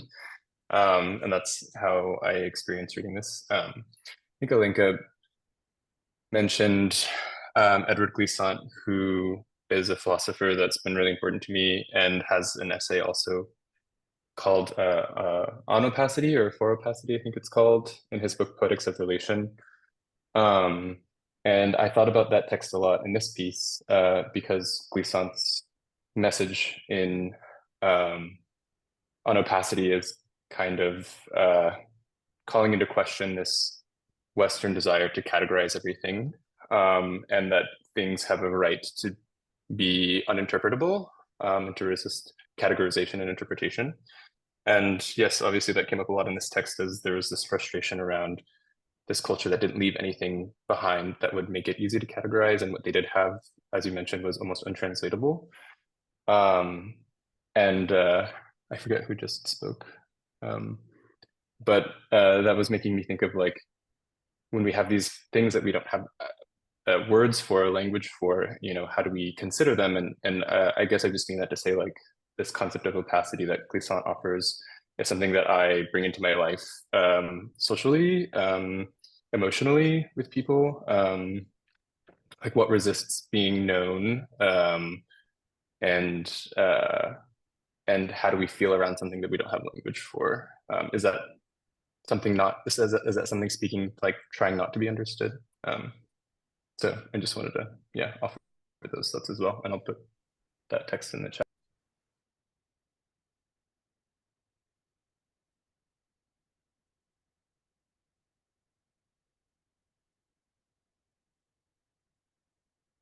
Yeah, I really like this point because it makes me think like, you know, often we use the criteria of being able to put something into words and explain it to someone else as being, that's the sign that we understand it or we know it or we can relate to it in some way. But it seems very limited because maybe there are things that are inherently resistant to being engaged with through language or categorized in terms of language. And how do we relate to those things, especially if we want to sort of, you know, understand them more deeply or engage with them sort of in a direct way. Maybe there are some things that we don't need or we necessarily like shouldn't or can't put into language, and then we need other kinds of media for that to be possible.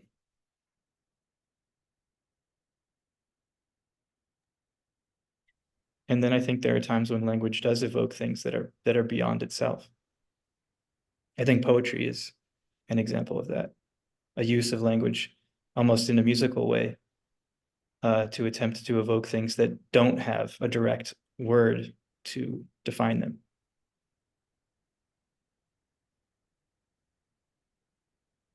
Yes, I was actually thinking on the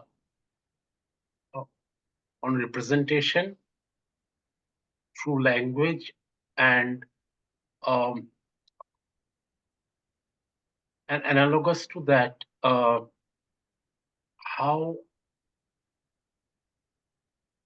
we interact with others throughout our lives, and how these others actually, how we carry and others carry a part of us and a part of them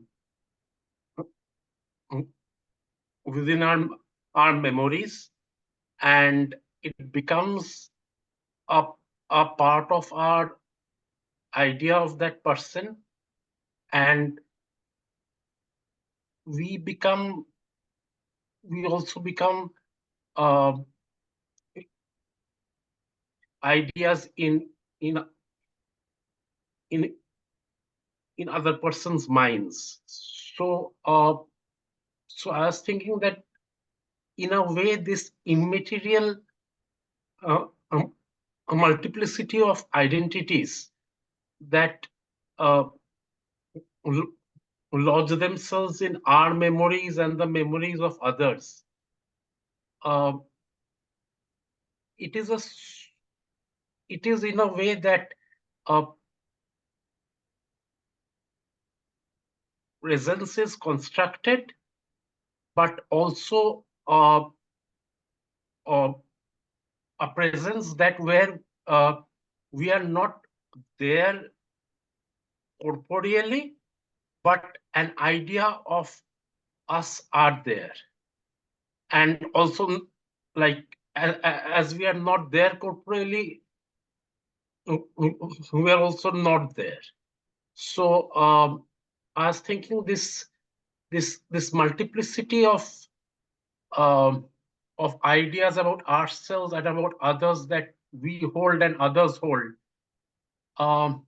The stakes for that in if we have to represent them through language or through some other medium, how to represent that multiplicity, and how to also map that multiplicity in our inner spaces, because it's not just that such mapping is not going on, because even while we speak through the internet and communication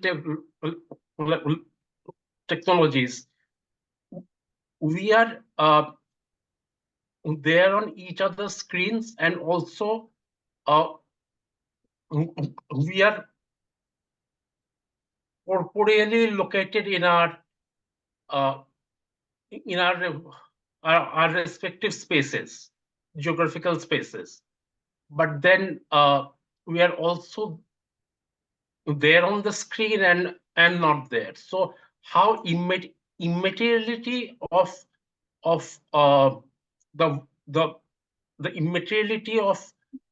immateriality intersects with virtuality, and how this intersects with technology also, and memory, to raise these fantastic cells, if I may like call them like phantasms, and also fantastic and mnemonic cells, so, or rather ideas. So how these are present at the same time and absent, that calls for, I think, some interesting it could be of some phenomenological research, I think, if extensively undertaken.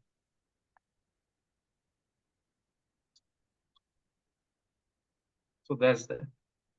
Thank you.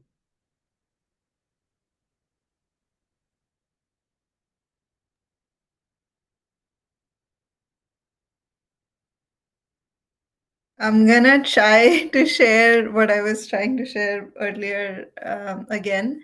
I'm really fascinated by the formal expression of immaterialism through Flosser's those diagrams, and how kind of form and language kind of come together to kind of define this indivisible presence in his work. And relating to that, I was also thinking about how, kind of divinity or these presence are historically represented through material in, sacred idols of gods, etc. And, through colonialism, how these objects were brought back, and, they sit in museums today. Not all of them, well, like select few that kind of represent a geography or like a culture in itself. And now that, you know, when I visit the Met and I look at this Jain temple, like, you know, because I grew up in like a Jain household. I'm not religious, but I really think that how that form of immateriality kind of traveled through history and it exists here, and how kind of performance and a new form of how, I mean, again, this is a question because I haven't been able to solve it, because when I look at it now, it just has a name tag and a year on it, right? Like, you know, that, oh, this is it, this object, historical, or, you know, yeah, religious object comes from this place, this region, and this is the year when it was venerated or produced or even acquired by a particular institution. So looking at that is kind of like a flattened way of categorizing that object, which in itself is problematic. But I was thinking how kind of what the idea of decolonizing this object or this image of the immaterial can bring to us. How can one measure that distance of bringing more context and bringing more vernacular history into the present context, and can kind of this kind of thinking toward immaterial world making, or new ways of curating these objects, can one kind of remeasure that vernacular, or, you know, reconnect some part of history that belongs to that object, and is eliminating the colonial project a good thing or a bad thing? You know, like if I were to look at that object, and if in a museum space, and if it transported me into, you know, the history of that object without the plundering, and, you know, is that, and is there a possibility of adding a new way of perceiving this object that I'm experiencing, or the idea of this immaterial or this holy image that, you know, one experiences in a museum space, which is again collaged by different histories of different places and different representation of culture and, you know, communities, etc. So yeah.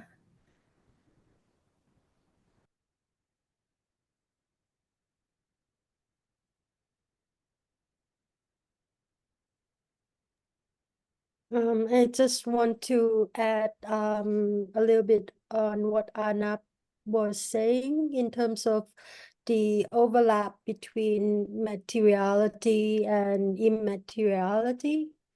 Maybe there's a school that I thought that it's really interesting that they offer this course on post publishing, sort of a push forward in terms of what a book could be, or along with what writing could be in the near future, you know.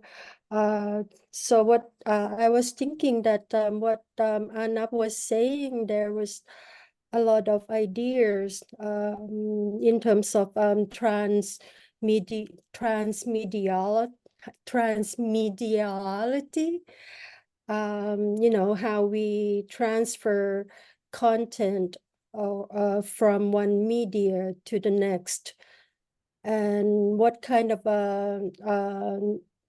narrative would we keep, you know, traveling from one form of expression to the next one. And also, I mean, I'm just saying all these things that coming up in my mind, and also something about being there and not there in terms of traveling, writing, not being presently there, but communicating an image of thought about that particular place. So anyway, I just want to say that.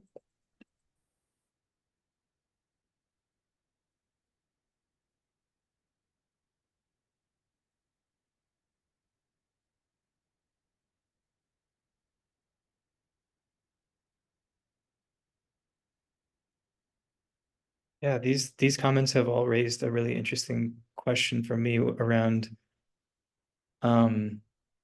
how perception or representation can also be a form of blindness or sort of a limitation. The way that we may see the world or see each other may actually make it more difficult for us to know each other in certain ways, because we think we see and we think we know. So we don't realize what we aren't seeing or what we are not knowing. And I think, this is brought up with really high ethical stakes in the ways that it's been posed in these comments.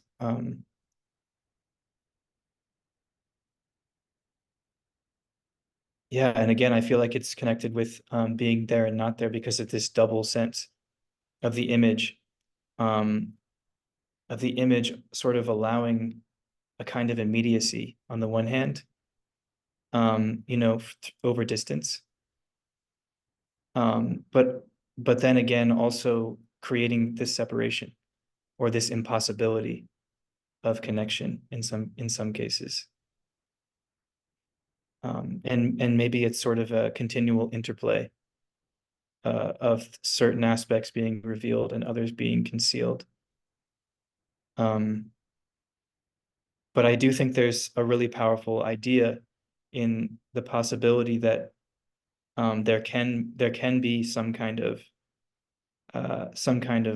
continuity, like in terms of decolonizing,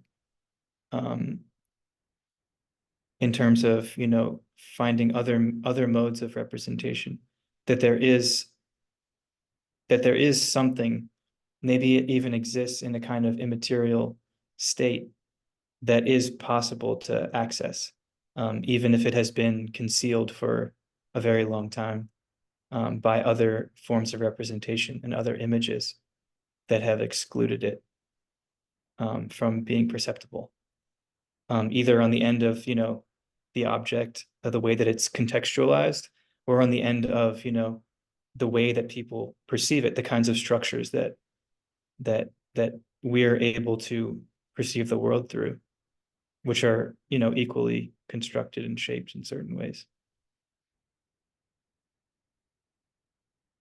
But yeah, I mean, even the idea of a name, summing up an entire person, and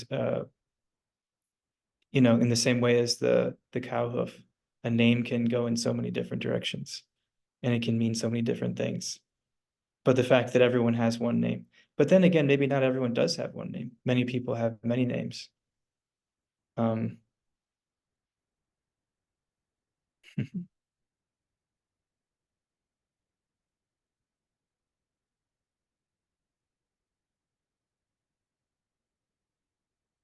Maybe I quickly answer to your comment, because I've been thinking a lot about the way Flusser basically formulated his theory of immaterialism and what he was trying to get at. And I think it's really interesting that he begins with this discrepancy between what immaterialism was, this philosophical tendency to deny the reality of materialism, or deny the materialism of reality, basically, and how this then shifted to images without materiality. This is what he said, or this is what he says in the first paragraph. And then in the end, he concludes with basically coming to this this theory of that we now are in a culture of pure information. And I think this is really interesting, specifically for how many angles there exist that have kind of arrived at exactly the same point. From, for example, Elizabeth Povinelli, who theorizes around this concept of geo-ontology, or the dialectic of enlightenment from Adorno, for example, and Horkheimer. And yeah, so maybe a question to answer your comment would be, because I also see this, or I think this is getting very close to the point that we exist now in a form of post-historical age, and this like culture of pure information, which also has so much to do with acceleration and the industrialization of our role within society, or I mean geopolitical situations at large. But maybe, yeah, my question would be to everyone, maybe, what would you see of or think about as a strategy towards maybe pointing to this conundrum, basically, or like how does one not only recognize but also offer a way of approaching or thinking about this shift in immaterialism, or this shift in methodology of being there or not there. So this like moment in which one not only recognizes but somehow is able to reveal the logic of the production of this situation, basically, or exactly, yeah. So yeah, maybe if if that made sense. I'd be really curious about what approaches you would go for, or you would think of, basically would kind of deal with this like dynamic presence in constant becoming, and this culture of pure information and so on. That's a brilliant question. Like, I think you kind of summed it so beautifully. I've been thinking about how one can immeasure, like how one can unmeasure a space, how one can unmeasure a history, how one can unmeasure a sense of belonging, and kind of go into that state of presence or immaterial state, because everything else is material, right? Like knowledge, which is the purest form of immaterial kind of acknowledgement of something, or of a presence. And I've been thinking of this technique, and I don't know how a practitioner would kind of attest to it or work with it, but like of indivisible or invisible crafting of something, like of a built environment or of a theory, or and how kind of that crafting, what kind of dimensions would that crafting involve. But I guess in order for one to even get there, or even in order for me to get there, I need to kind of unmeasure all of these dimensions of space, of gender, of inequalities, of of from being from a certain part of the world, or in this kind of global context, like, or even like an object like this, of how one would unmeasure a particular physical matter, um, to be in that state of forming a new cosmology of the world, or forming a new yeah.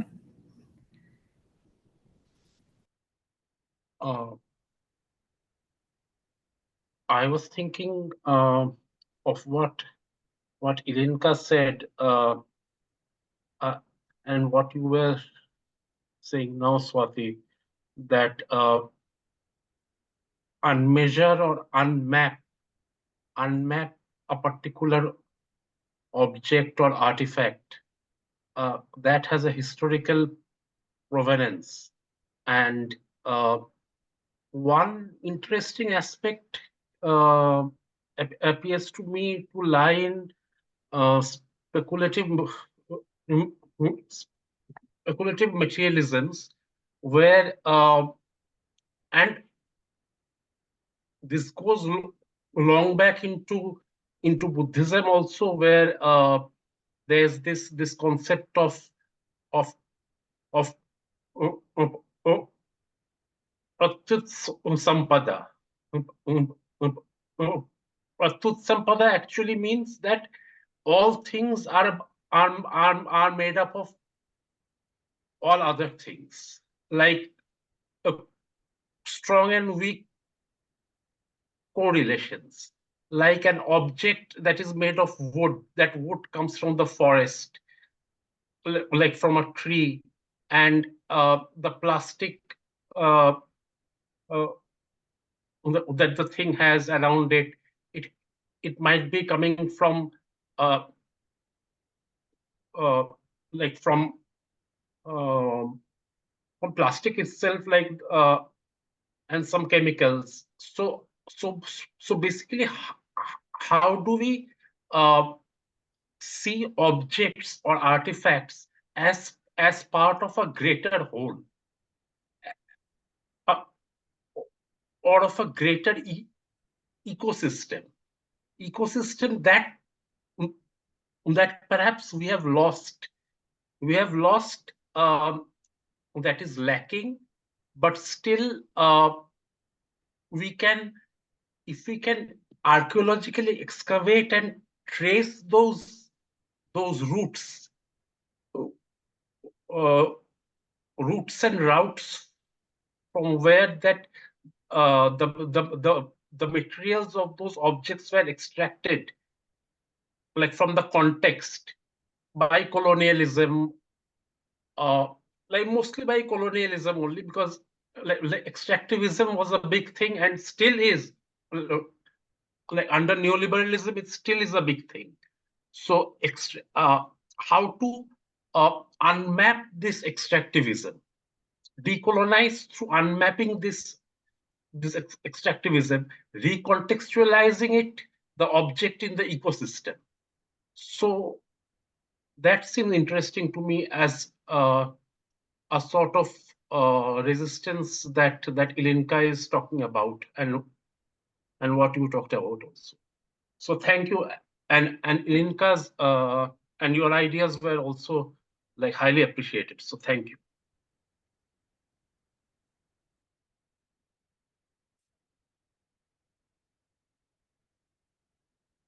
Yeah, I think this brings up a really important point, which is, I think in one way we're trying to imagine the immaterial as an alternative to the material, as it's been conceptualized sort of in a certain regime of knowledge that would define the material as sort of, a resource or an inert object, a lifeless object, in a kind of extractivist sense.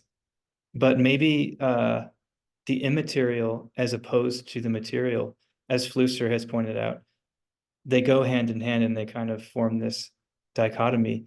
Maybe there's a way to think about the material in new ways, different than how it's been conceptualized in sort of a prevailing materialist paradigm. And in that way, think about materials and sort of corporeality and things like that in ways that include aspects of a certain kind of what could be described as immaterial or spiritual qualities even, or living qualities. So maybe there's a way that a certain kind of alternative materialism could address this this issue or question that is being raised.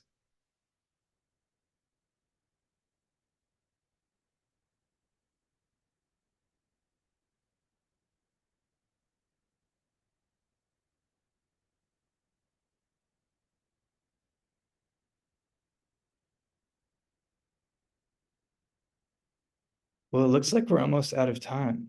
So does anyone have any final thoughts or questions or anything?